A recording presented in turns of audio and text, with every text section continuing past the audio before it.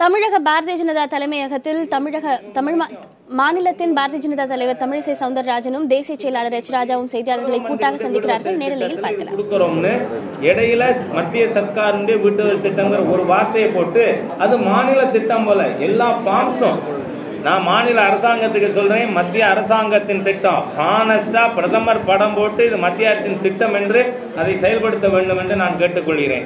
அதே மாதிரியா கிராமப்புறத்தை விவசாயிகளுக்காக பிரதம மந்திரி சிறுநீர் பாசன திட்டங்கள், சிறு பாசன திட்டங்கள், அதே போல பிரைம் மினிஸ்டர் ஃபசல் பீமா யோஜனா, பிரதம மந்திரி பயிர் காப்பீடு திட்டம், இது நாள் வரையும் 6% 14% வரைக்கும் அதுக்கான பிரீமியம் இருந்தது. அதுதான் ஒரு பெரிய லிமிட்டிங் ஃபேக்டரா இருந்தது, எல்லா விவசாயியும் சேர முடியாம. அதனால இப்பொழுது விவசாயிகள் 2% கட்டினா போதும், மீதி 50% மத்திய அரசாங்கம் கட்டும், 50% மாநில அரசாங்கம் கட்டும். ஆகவே இது வரைக்கும் ஸ்டாண்டிங் கிராப்புக்கு மட்டும்தான் பயிர் காப்பீடு இருந்தது. இப்ப அறுவடை செய்து களத்து மேட்டில் இருக்கிற பொருளுக்கு கூட 15 நாட்களுக்குள் அந்த பொருளானது காற்றினாலேயோ மழையாலேயோ நாசப்படுமானால் 100% இன்சூரன்ஸ். இந்த மாதிரியான திட்டங்கள் வேற யாரும் சிந்தித்து பார்த்ததே இல்லை.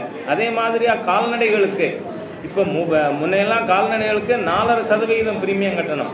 30,000 ரூபாய் பசுமாட்டுக்கு நீங்க பிரீமியம் கட்டணும், இன்சூர் பண்ணனா 1350 ரூபாய் கட்ட வேண்டி இருந்தது. ஆனால் இப்போ 300 ரூபாய் கட்டினா போதும். ஆகவே இந்த மாதிரியாக கிராம மக்களுக்கு, கால்நடை வளர்ப்போருக்கு, விவசாயிகளுக்கு மிகச் சிறந்த திட்டங்களை கொடுக்கின்ற ஒரு அரசாங்கமாக மத்திய அரசு இருந்து செயலாற்றிக் கொண்டிருக்கிறது.